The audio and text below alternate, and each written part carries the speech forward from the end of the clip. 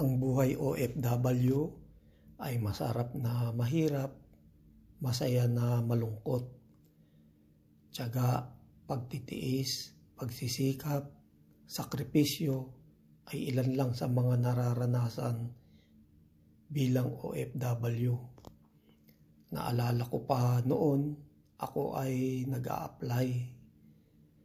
Wala naman naniniwala sa akin.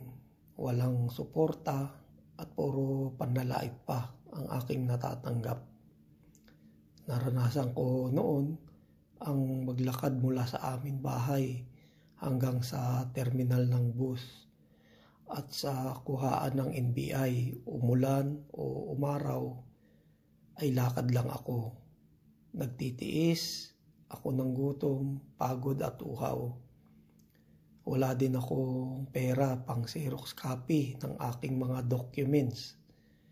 Kaya ang diskarte ko noon ay mag-standby sa saklaan kung saan kapag ako ay nakatama ng tinayaan ko na baraha ay agad na ako magtatabi ng aking panggastos gaya ng pangbayad sa NBI clearance, police clearance, barangay clearance at pang-paserok ng aking mga documents at pamasahe, pangmeryenda sa pag-a-apply ko. At kapag swerte sa saklaan ay nakakabili pa ako ng bigas, tuyo, noodles, kape, asukal saka sardinas at itlog. Mahirap lang ang buhay namin. Hindi ako mayaman, kaya nga ako nag-abroad dahil gusto ko makapagtrabaho upang makatulong sa amin. Dahil sa Pilipinas ay mahirap mag-apply ng trabaho, lalo kung may edad na gaya ko. Naglakas loob lang ako na mag-apply at magtrabaho sa abroad kahit wala akong skills. Akala ng iba ay mayaman ang OFW.